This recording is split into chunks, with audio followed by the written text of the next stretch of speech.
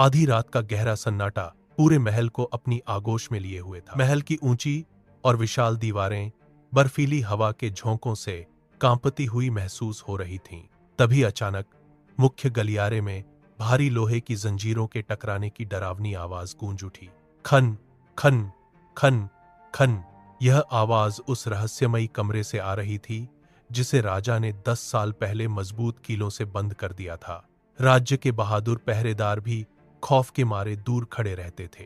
एक रात एक छोटा नौकर बच्चा मोमबत्ती लेकर वहां से गुजर रहा था। अचानक उसका पैर फिसला और वह ठीक उसी दरवाजे के सामने जा गिरा।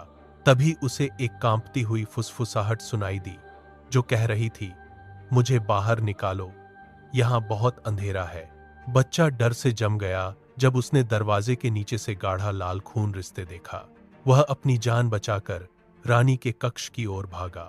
रानी अपनी जिज्ञासा को दबा न सकी और हाथ में लालटेन लेकर उस अंधेरे गलियारे में पहुंच गई। सन्नाटा इतना गहरा था कि उसे अपनी ही धड़कनें साफ सुनाई दे रही थी।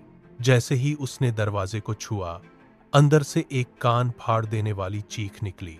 रानी पीछे हटी तो देखा कि राजा वहां खड़ा था, जिसकी आंखें गुस्से से लाल थीं।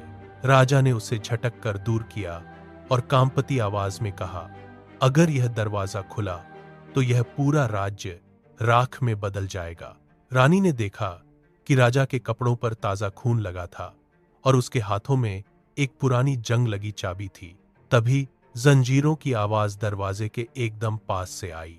राजा ने रानी की आंखों में देखते हुए फुसफुसाया, जो अंदर है वह कोई इंसान नहीं है। अचानक दरवाजा 1 इंच खुला और एक काली परछाई बाहर निकली, जिसे देख रानी की चीख गले में ही दब गई।